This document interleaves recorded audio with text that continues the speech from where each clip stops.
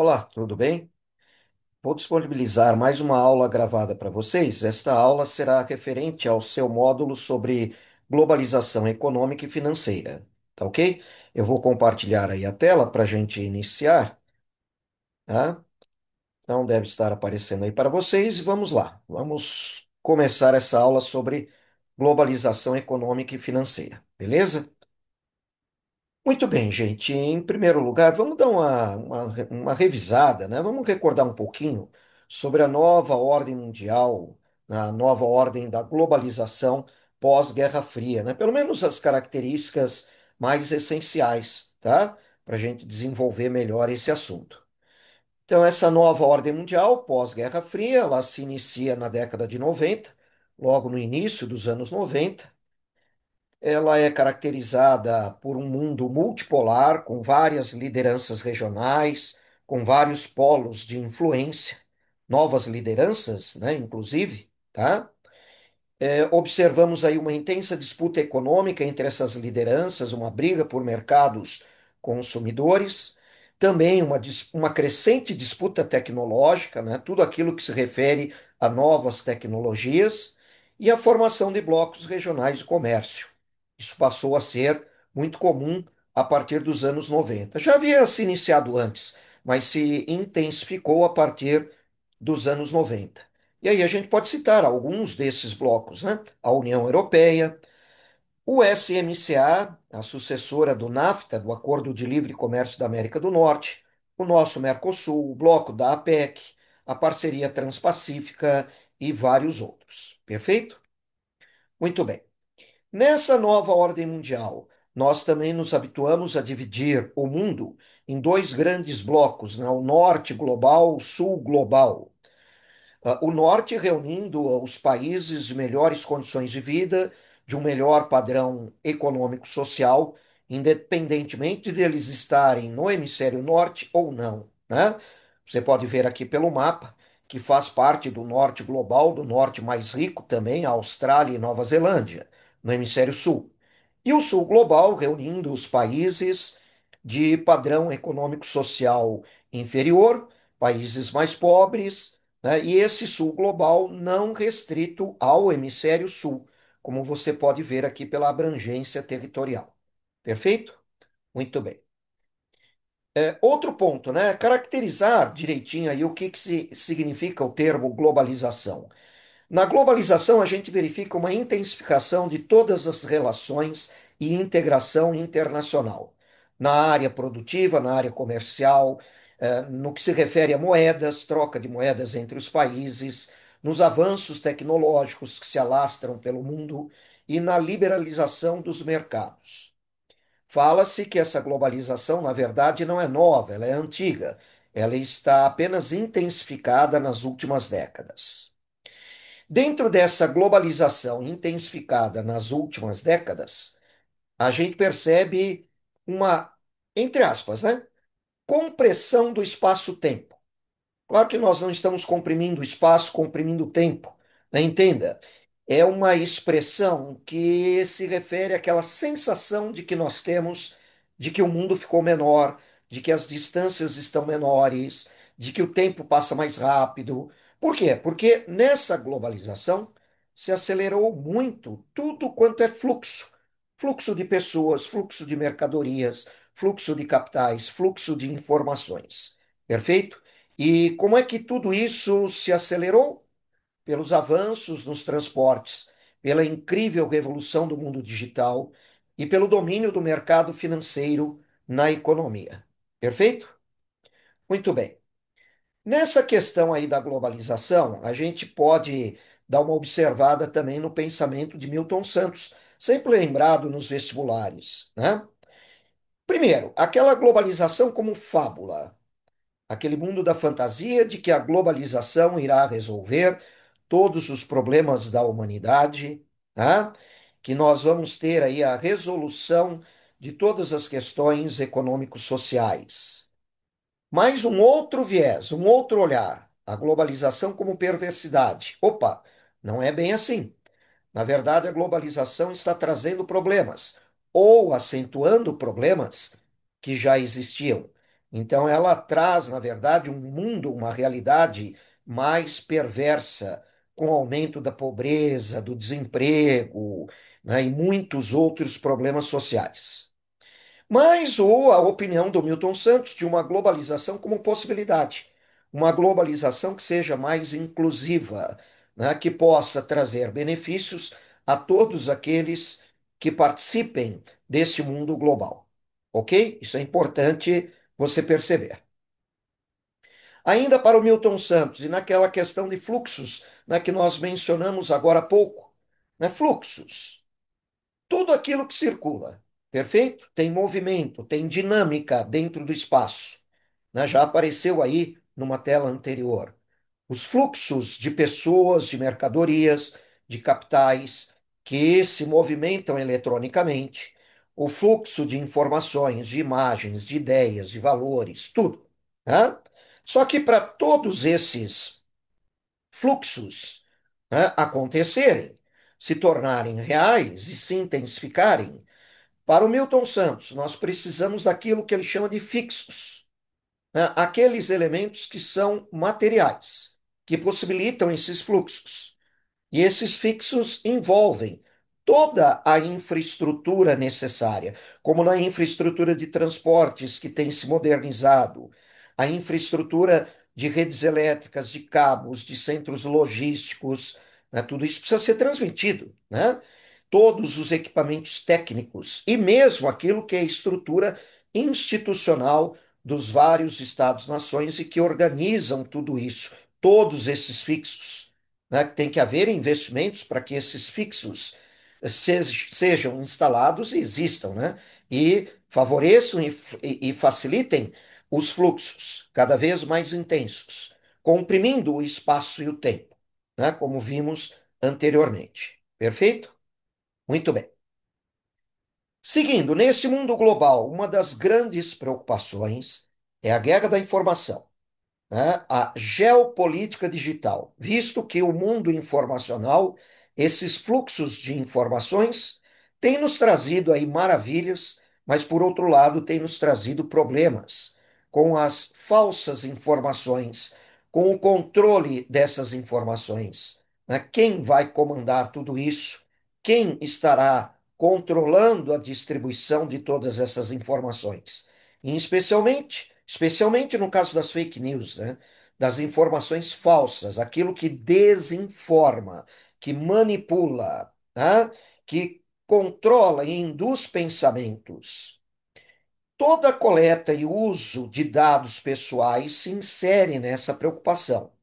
De que maneira está a privacidade das pessoas, né, com relação aos seus dados pessoais? De que maneira está a liberdade de cada pessoa, de cada grupo, neste mundo controlado, né, por aqueles que detêm esses fluxos? Tá? De que maneira eles controlam, comandam o comportamento social?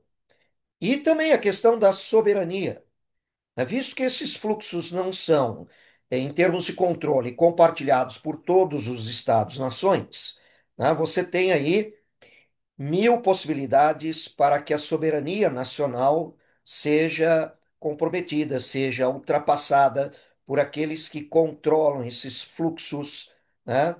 eh, e estão manipulando todas essas informações, essas plataformas digitais. Perfeito? Então, essa é uma das grandes preocupações neste mundo globalizado digital. Duas expressões aí, o soft power e o hard power. A humanidade já estava acostumada, pelas décadas pelas quais passou na Guerra Fria, com o hard power, né, que se baseia em quê? Naquela pressão que advém do poderio militar e do poderio econômico. Não só as intervenções armadas, mas os embargos, os boicotes econômicos para forçar Estados-nações a caminharem em um determinado sentido, né? Ferindo a soberania destes Estados-nações. E mais recentemente também ganha força o soft power, em que este poder é exercido de uma forma indireta, tá? E é aí é que aqueles que usam do soft power estão mais interessados no controle das informações digitais, das redes digitais, porque facilitam muito o exercício deste soft power. E também, é claro, né, a combinação dos dois, do soft power e do hard power, né, que vem sendo chamada de smart power. Correto? Muito bom. Seguindo adiante, para essa globalização econômica e financeira mundial, são feitas muitas críticas, muitos apontamentos. Por exemplo, na questão econômica, o aumento da desigualdade pelo mundo, a concentração de capital nas mãos de poucos, a especulação financeira, e aí as crises econômicas ocorrendo com maior frequência e se alastrando mais rapidamente. Podemos lembrar das crises que afetaram os países emergentes ainda na década de 90, 96, 97, 98, 99, o Brasil com uma séria crise financeira no início de 99, por exemplo, ou a crise que atingiu profundamente países ricos, países de primeiro mundo, naquela crise econômico-financeira que se iniciou nos Estados Unidos em 2008, alastrando-se por 2009, 2010 e afetando especialmente o norte rico global. Perfeito? E a marginalização dos países mais pobres. Por isso que muitos falam que, na verdade, essa globalização, com seus efeitos perversos, ela já vem de longa data, já vem desde a época colonial. Há uma nova globalização mais intensa, mais dinâmica, em que essas perversidades, né, usando esse termo que já foi aplicado aí, elas estariam se acentuando e ocorrendo com maior frequência. Perfeito? Também nas crises, as críticas sociais e trabalhistas decorrentes da atual globalização, aumentando o desemprego, precarizando as relações de trabalho, levando a maior exploração da mão de obra, por exemplo, trabalho análogo à escravidão. Tudo isso foi sendo visto ao longo do ano em vários assuntos que nós desenvolvemos com vocês, né? Ampliando-se as desigualdades sociais. Déficit democrático, essa expressão também é entre aspas, ao qual já foi feita referência anterior, né? Estados-nações perdendo soberania, né? Seguindo diretrizes comandadas por aqueles que detêm o poder mundial, seja o hard power, soft power, né?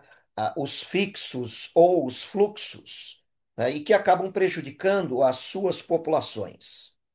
E dentro disso, a adoção por muitos Estados-nações no mundo da política econômica neoliberal, com maior abertura de mercados e privatização de empresas estatais. Críticas culturais. Estaria ocorrendo pelo mundo com essa globalização uma homogeneização cultural e as culturas locais desaparecendo? Um etnocentrismo decorrente disso, tentando fazer a defesa das tradições culturais para que elas não desapareçam, e ao mesmo tempo a apropriação de culturas transformadas como mercadorias, impactando as comunidades tradicionais. Críticas também com relação a consequências ambientais. Estaria aumentando a degradação ambiental, levando a rápido esgotamento dos recursos naturais? Estaria se ampliando a crise ecológica com uma degradação irreversível dos biomas, com perda de biodiversidade, com o agravamento das mudanças climáticas globais? Tudo isso, na verdade, já não vem ocorrendo há muito tempo, talvez intensificando-se atualmente, né? São as questões que se colocam na análise da atual globalização. O fato é que nós temos um mundo diferente. E alguns perguntam se nessa globalização atual, dessa nova ordem mundial, pós-Guerra Fria, não estaríamos vivendo uma nova Guerra Fria. Nessa conjuntura dessa nova Guerra Fria, dá uma observada nesse mapa. Olha como ele é interessante. Claro, não estamos dizendo que isso é um fato, é uma verdade absoluta, mas é uma leitura possível do mundo atual. né, aqueles que estariam mais alinhados com a China, que emergiu como uma nova grande liderança mundial, indiscutível, o bloco tradicionalmente alinhado aos Estados Unidos e aquele bloco mais flexível, né? O próprio Brasil, né, que tem se associado muito economicamente à China, mas não se contrapõe exatamente aos Estados Unidos. Na verdade, procura adotar uma posição de que somos soberanos, né, e podemos perfeitamente conviver com essas duas grandes potências. E para o Brasil é importante, né, que podemos ter aspectos ou consequências positivas ao tratar com os dois lados, né? E não só com um ou com outro, não se alinhar somente a um ou ao outro, tá? Também nessa nova ordem mundial ganha cada vez mais proeminência o G20, ao contrário do antigo G7. Aí está, portanto, o G20, que nós já trabalhamos durante o ano também, apenas para você relembrar, os integrantes iniciais do G20, a União Europeia representada como um bloco e, recentemente, também a própria Organização da União Africana participando, participando das reuniões do G20. Não como membro oficial integral, tá? Mas participando das reuniões do G20. Perfeito? Também é importante lembrar nessa nova ordem mundial do BRICS, né? Que também tem ganho maior proeminência. Países membros.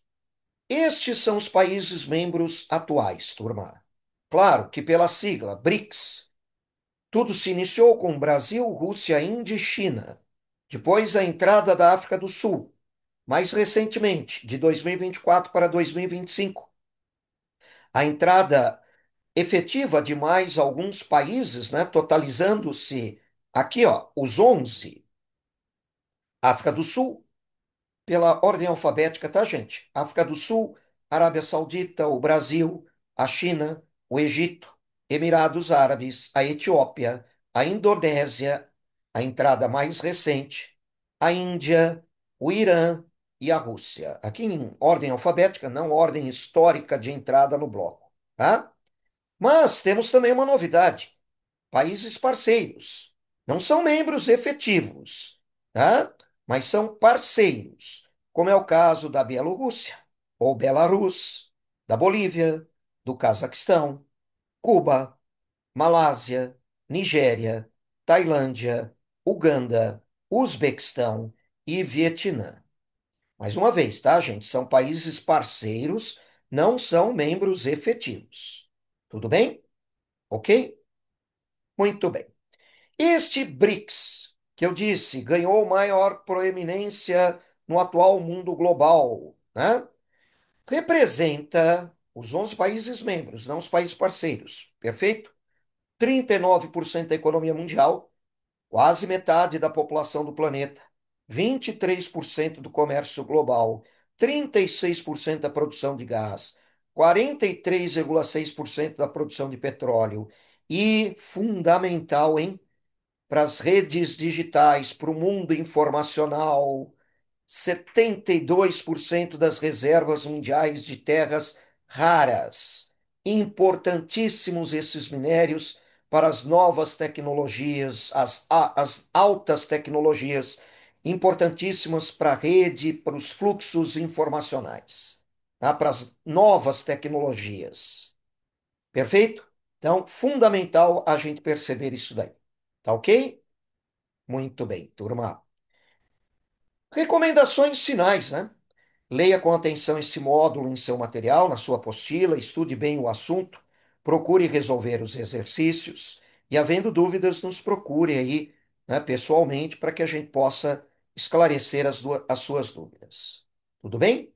Tá? Bom, vou interromper aqui então o compartilhamento e vamos dar por encerrada aqui esta aula, tá? Bons estudos para você, boa preparação para o seu vestibular. Até uma próxima.